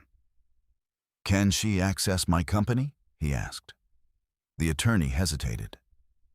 "If there are connections between personal and corporate financing," he said carefully, "then influence is possible." Matteo ended the call. Not because he had the answer, because he had enough to understand the direction. He turned back to his screen, opening internal company documents. Ownership structure, equity distribution, investor shares. At first glance, everything appeared unchanged. Then he noticed it. A minor shift. One of the smaller investment entities previously passive had increased its stake, not significantly, but enough to register. He clicked into the details. The entity name was unfamiliar, layered, structured through multiple holding companies. He traced it back as far as he could, then stopped. Because the trail did not end. It disappeared into a network he did not have access to. Matteo leaned back slowly. For the first time, the pattern began to take form in a way he could not dismiss. This was not delay, not error, not coincidence. It was coordinated, across financial systems, across legal frameworks, across structures he had never fully examined. And at the center of it, he didn't say the name. Not yet. Because saying it would require acknowledging something he had not considered possible, that Cassandra Alexander, the woman who had sat silently in that hospital room, who had signed the papers without resistance, who had not asked a single question, had never been outside the system he believed he controlled. She had been inside it, above it, structuring it. The realization did not arrive as shock. It arrived as clarity. Cold, precise, unavoidable. Matteo stood moving to the window. The city below continued without interruption. Unaware, unchanged. From the outside, nothing had shifted. Inside, everything had. Behind him, his phone vibrated again. A message. Unknown sender. He opened it. A meeting request. Board of Directors, emergency session. Scheduled for the following day. No agenda provided. No explanation. Matteo stared at the screen. Then slowly, he exhaled, because he understood enough now to recognize what was coming. Not confrontation, not argument. Something else. Something structured, something final. And for the first time since leaving the hospital, Mateo Rivera realized that whatever control he believed he had secured had never been entirely his. The boardroom overlooked the city from the 32nd floor, its glass walls reflecting a skyline that appeared stable, uninterrupted, unchanged. Inside, the atmosphere was measured deliberate, the kind of environment where decisions were not argued, only confirmed. Mateo Rivera arrived 10 minutes early, not out of habit, out of calculation. He wanted to read the room before it began. The table was already partially occupied. 2 board members sat in quiet conversation, their voices low, their posture composed.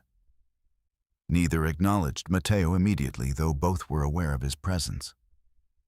That in itself was unusual. Matteo moved to his seat at the head of the table. His position had never been questioned before. It had been assumed, built into the structure of the company he founded, reinforced through early funding rounds, confirmed through performance. He placed his folder on the table, opened it, not because he needed the contents, because the act itself reinforced familiarity. Control. One by one, the remaining members entered. No one spoke directly to him. Not yet. At exactly 10 o'clock, the door opened again. Ethan Caldwell stepped inside. He was not introduced. He did not introduce himself. He simply walked to the far end of the table, placed a thin portfolio in front of him, and sat down. Matteo watched him carefully. Recognition came quickly, not personal, but structural. This was not someone who attended meetings without purpose. Who is this? Matteo asked, his voice steady. One of the board members responded. Legal representation. For who Matteo pressed. A brief pause. Then evenly, for the controlling interest, the phrase settled into the room with quiet finality. Matteo leaned back slightly. That doesn't answer my question. Ethan Caldwell opened his portfolio. It does, he said. His tone was calm, not confrontational, not defensive, simply precise. He slid a set of documents across the table, not toward Matteo specifically, toward the center, accessible to all. Before we proceed, Ethan continued, it's important to establish the current structure of ownership and authority. Matteo did not reach for the documents immediately.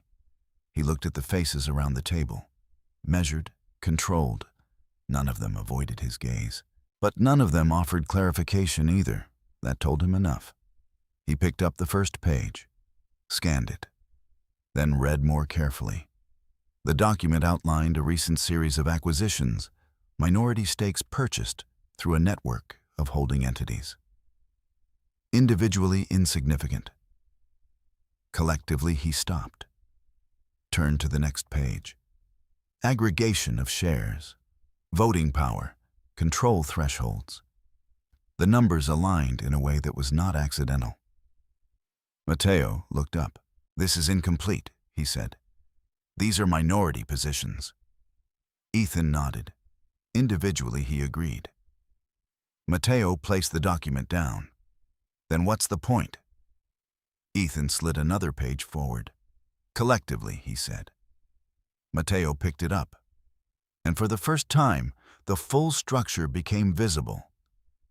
The separate entities previously disconnected, in his view, were linked, layered, directed, under a single controlling framework, one he had not identified, one he had not anticipated.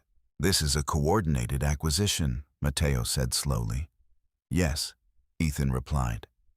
By who Ethan met his gaze. The principal authority is not listed publicly, he said. However, the legal control is clearly defined within the documentation. Matteo's attention moved back to the page. There, in the final section, a name. Not in bold, not emphasized, simply present. Cassandra Alexander. The room did not react. It did not need to. The silence carried the weight of recognition. Matteo's grip on the document tightened slightly. That's not possible, he said. Ethan did not respond immediately. Instead, he opened another file. This includes confirmation of the ArcLight Capital Group transaction, he said, sliding a new set of documents forward. Finalized yesterday. Matteo did not move. $30.6 billion. The number appeared in the text without explanation, without context, without emphasis. It did not need any. That transaction, Ethan continued, is directly connected to the controlling entity that now holds significant influence within this company. Matteo's mind moved quickly, attempting to separate variables. Timeline, location. Cassandra had been in the hospital. She had signed the papers. She had the sequence aligned. Too precisely. This was planned, Matteo said. Ethan inclined his head slightly. Yes. How long? Ethan considered the question. Long enough to ensure stability, he replied. Matteo let out a short breath. Not frustration, recognition.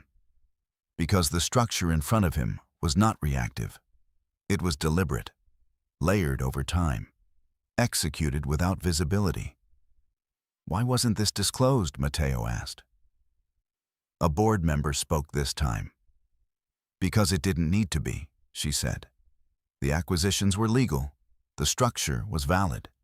Disclosure occurs at the appropriate stage. Matteo looked around the table. One by one, no one disagreed. No one hesitated. The alignment was complete. He turned back to Ethan. What happens now? Ethan closed the portfolio. Now he said the board proceeds according to the updated structure of authority. Matteo understood what that meant. Not immediately, but clearly. His position, founder, CEO, primary decision-maker, had been based on a structure that no longer existed in its original form. Control had shifted. Not abruptly, not visibly, but definitively. This is a removal, Matteo said. Ethan did not confirm it directly. The board will determine the appropriate adjustments, he said. Matteo leaned back in his chair. The skyline beyond the glass remained unchanged, but the room had altered in ways that could not be reversed. He placed the documents on the table. Carefully, deliberately. This wasn't necessary, he said. No one responded, because necessity in this context was not the measure. Outcome was. Matteo's gaze returned to the name on the page. Cassandra Alexander. The same name he had watched sign divorce papers without resistance. The same presence he had dismissed as passive, uninvolved, separate from his decisions. He understood now that nothing about that moment had been separate. It had been aligned from the beginning. The board chair cleared his throat. We'll proceed with the agenda, he said. Matteo did not object. Not because he agreed, because objection at this stage held no leverage. The meeting moved forward. Votes, resolutions, language structured in a way that left little room for interpretation. Matteo remained present, listening, processing, not interrupting. Because for the first time, he understood something Cassandra had known from the start. Control was not defined by who spoke the loudest or who acted first. It was defined by who structured the outcome before anyone else realized it had already been decided. And in that room on that day, Mateo Rivera was no longer the one holding that position. The aftermath did not arrive with noise. There was no immediate collapse, no visible unraveling that could be captured in a single moment. Mateo Rivera left the boardroom the same way he had entered it, composed, measured, outwardly unchanged. But the structure that had once supported that composure no longer existed in the same form. The elevator ride down was quiet. No one joined him. No one attempted conversation. The building, like the boardroom above it, operated with a kind of professional neutrality that did not acknowledge disruption, only absorbed it. When the doors opened to the lobby, the city greeted him with the same steady rhythm it always had. People moved with purpose. Traffic flowed. Conversations overlapped in low, continuous patterns. Nothing in the environment reflected what had shifted. Matteo stepped outside, adjusting his jacket slightly as if the gesture could restore alignment. It didn't. His phone buzzed. A message from Vanessa. How did it go? He read it once, then locked the screen without replying. Because he did not yet have a version of the answer that fit within the structure she expected. He walked without a clear destination for several minutes, his thoughts moving faster than his steps. The meeting replayed itself in fragments, documents, language, the moment Cassandra's name appeared in print. Not emphasized, not announced, simply present. That was what unsettled him most. Not the scale, not the outcome, the precision. Back at the apartment, Vanessa was already waiting. She stood near the kitchen island, her posture relaxed, but her attention focused entirely on him as he entered. "Well," she asked. Matteo set his keys down. "Complicated," he said. Vanessa watched him carefully. Complicated how Matteo hesitated. Not because he didn't understand, because explaining it required a level of clarity he had not yet fully constructed. "There's been a shift in the ownership structure," he said. Vanessa's expression tightened slightly. "What kind of shift?" Matteo moved toward the window, looking out over the city. "Indirect acquisitions," he said. "Layered entities. Consolidation." Vanessa crossed her arms. "And you didn't see it coming." Matteo did not respond immediately. "That's not the point," he said. "It is the point," Vanessa replied. "If someone can take control of your company without you noticing, that's the point." Matteo turned. "This isn't about noticing," he said. "It's about structure." Vanessa held his gaze, then explained the structure. Matteo exhaled slowly, because the explanation, when reduced to its simplest form, sounded implausible, even to him. "It's Cassandra," he said. The name settled between them. Vanessa blinked once, then laughed, brief, dismissive. "Your ex-wife," she said. "The one who just signed divorce papers in a hospital bed." Matteo did not smile. "Yes." Vanessa shook her head. "That doesn't make sense." "It does," Matteo said. "You just don't see it yet." Vanessa's expression shifted. From disbelief to calculation. How she asked. Matteo walked back to the table, picking up his phone, opening one of the documents he had received. "Through a holding structure connected to Arclight Capital," he said. "A transaction finalized yesterday." Vanessa stepped closer, reading over his shoulder. The number was there. Clear, unmistakable. Her eyes widened slightly. 30.6 billion, she said. Matteo nodded once. Vanessa stepped back. That's not possible," she said. Matteo didn't correct her, because that had been his first thought as well. "It's already done," he said.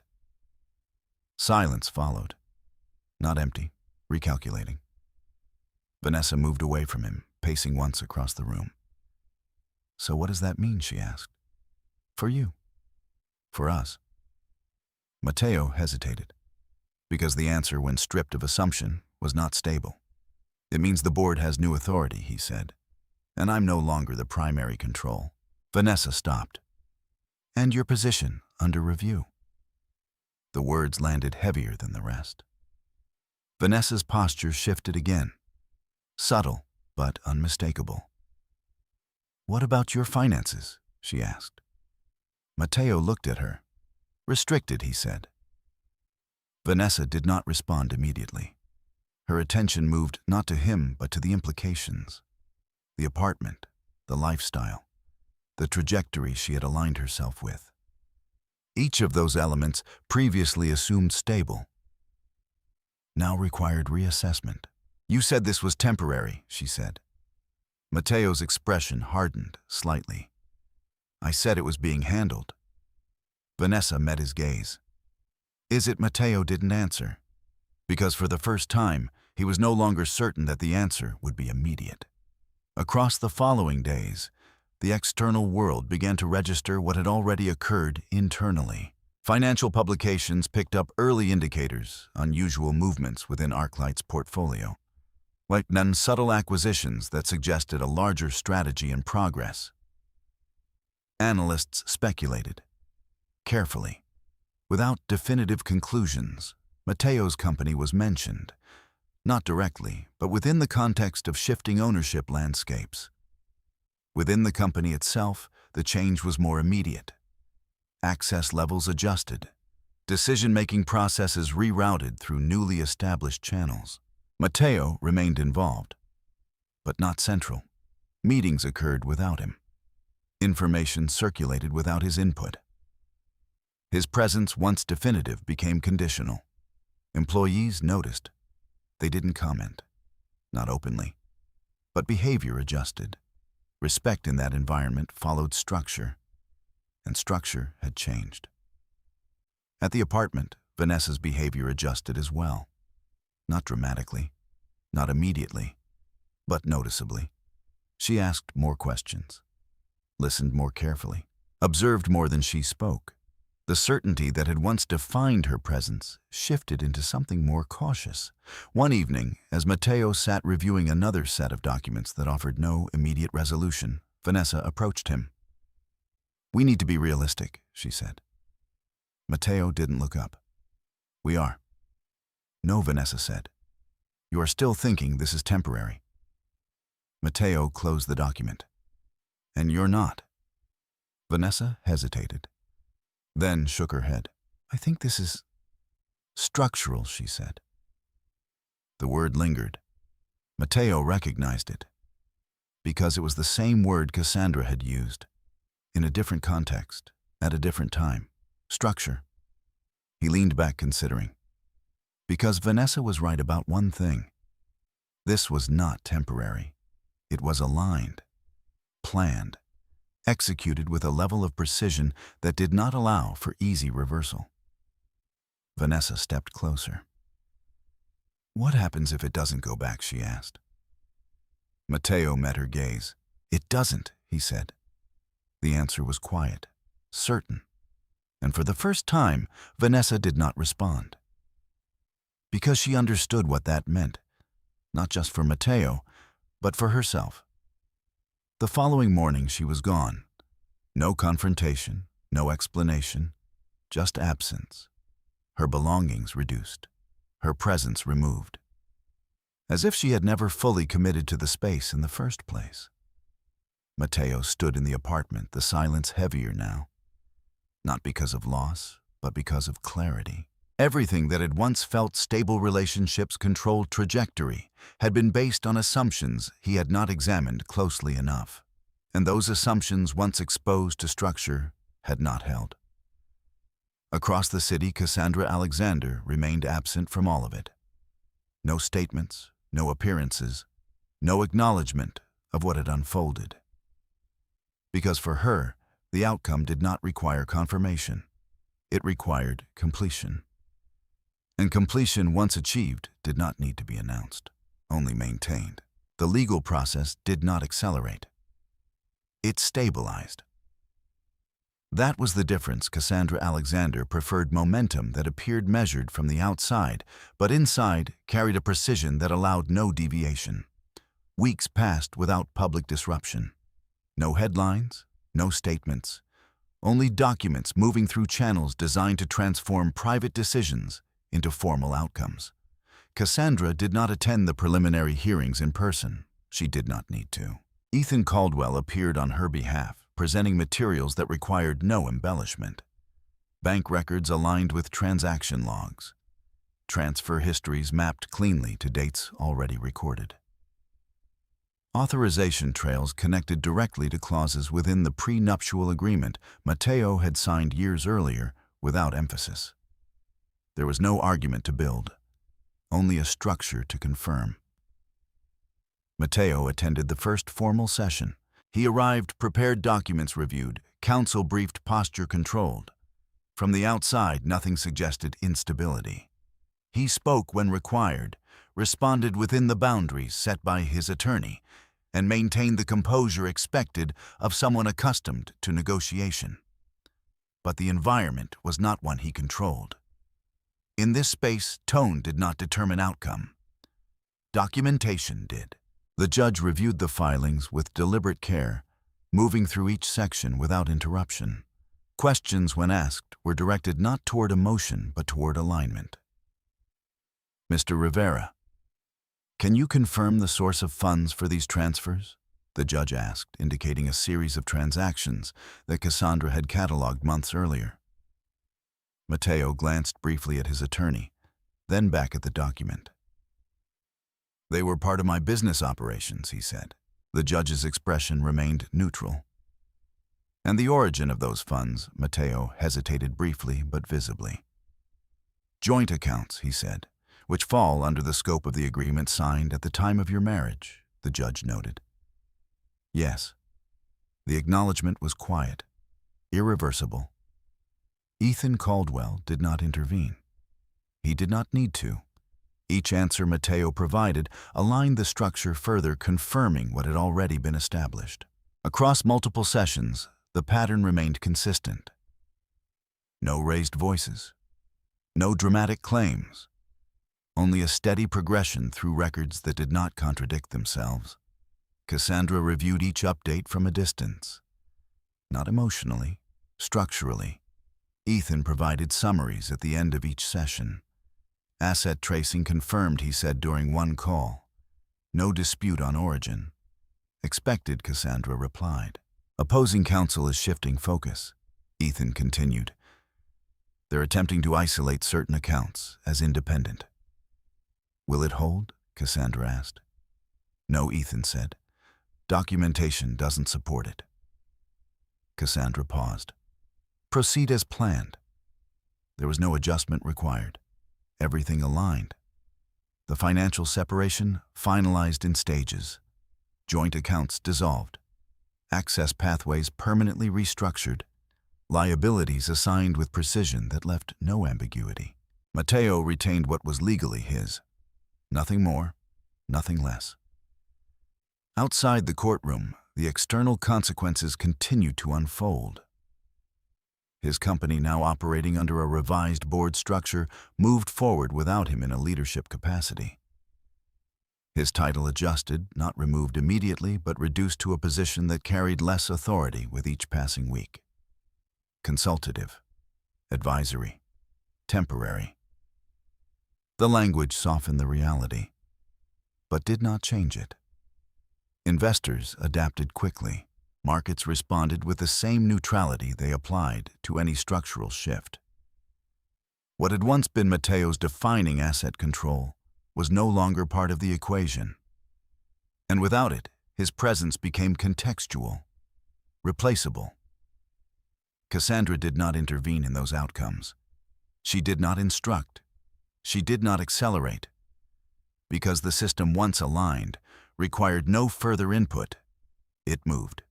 Consistently, toward completion. One afternoon, as the final documentation was prepared, Ethan contacted Cassandra with a brief update. We're ready to finalize, he said. Cassandra was seated near the window of her residence, the child resting nearby the room, quiet in the way she preferred. Details, she said. Full separation confirmed, Ethan replied. No outstanding disputes. Financial allocations executed according to agreement. Court approval expected within 48 hours. Cassandra considered the timeline. Any resistance, minimal, Ethan said. Nothing that affects outcome. Cassandra nodded once. Proceed. The call ended.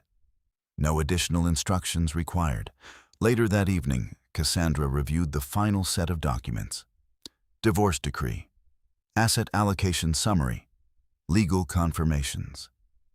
Each page reflected what had already been achieved. The signatures, when placed, did not change the structure. They acknowledged it. Cassandra signed where necessary, her name again written cleanly, without hesitation, without emphasis. Because for her, the act of signing was not a moment of closure. It was a confirmation of alignment. Across the city, Matteo received the same documents, delivered through his attorney, presented without commentary. He reviewed them alone, page by page, not searching for error. There was none. Not expecting reversal. There was none. Only the clear outline of what remained. And what did not, he signed, because there was nothing left to contest. No structure left to challenge, no leverage remaining to apply. The process from beginning to end had not required confrontation. It had not depended on persuasion. It had not relied on visibility, only on preparation and execution. When the final confirmation arrived 2 days later, it did so quietly. A formal notice, clear, complete. The marriage between Cassandra Alexander and Mateo Rivera was legally dissolved. No further action required. Cassandra read the notice once, then closed the file. She did not linger, did not revisit, because nothing within it contained information she had not already accounted for. The room remained still. The child asleep. The city beyond the window unchanged. From the outside, nothing marked the moment. No announcement, no shift in atmosphere, but within the structures that defined her life. Legal, financial, personal, everything had moved into its final position.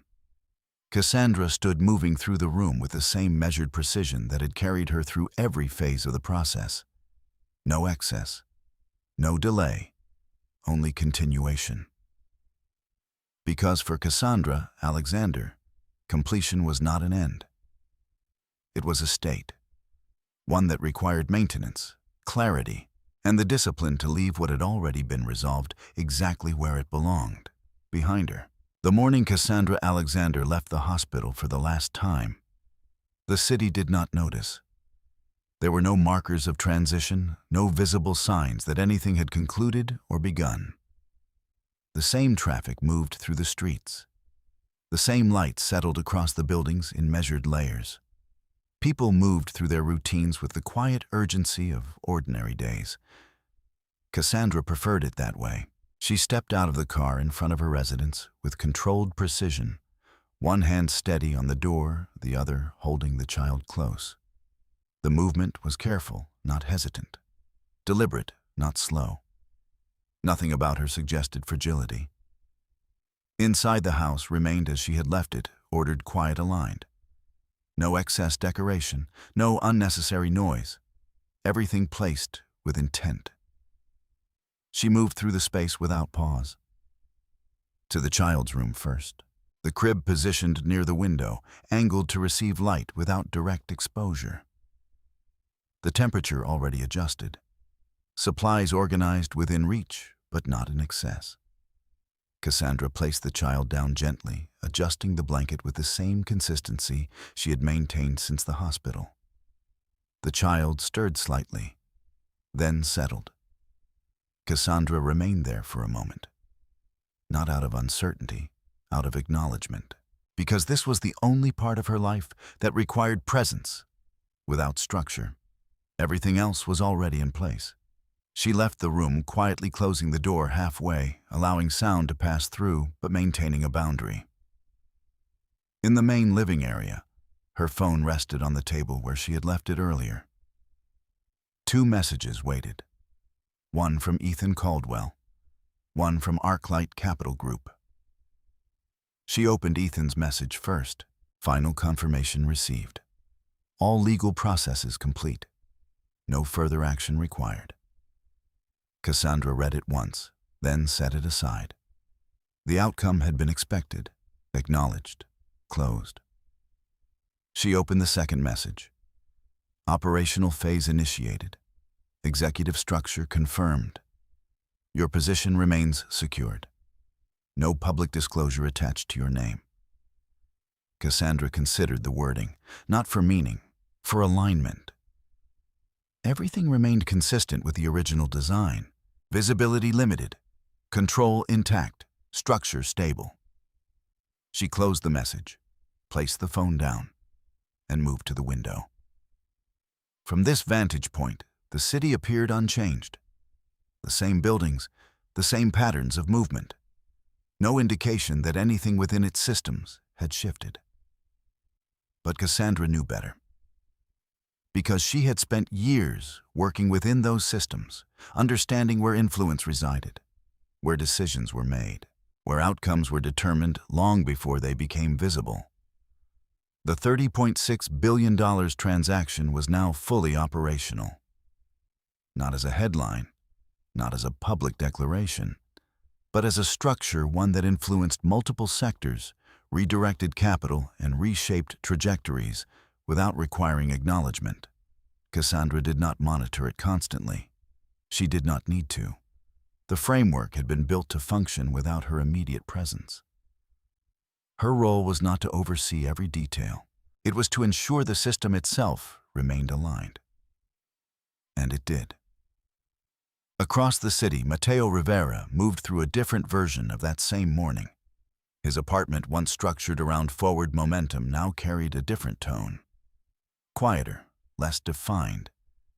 Vanessa's absence had left no visible disruption, her belongings removed, her presence reduced to a memory that no longer required attention. The documents from the final legal process sat on the table. Signed, complete. He had read them again that morning, not to question, but to understand what remained, which in practical terms was less than he had anticipated. His company continued, but not under his control. His finances existed, but within limits he had not set. His future, once defined by expansion, now required recalibration.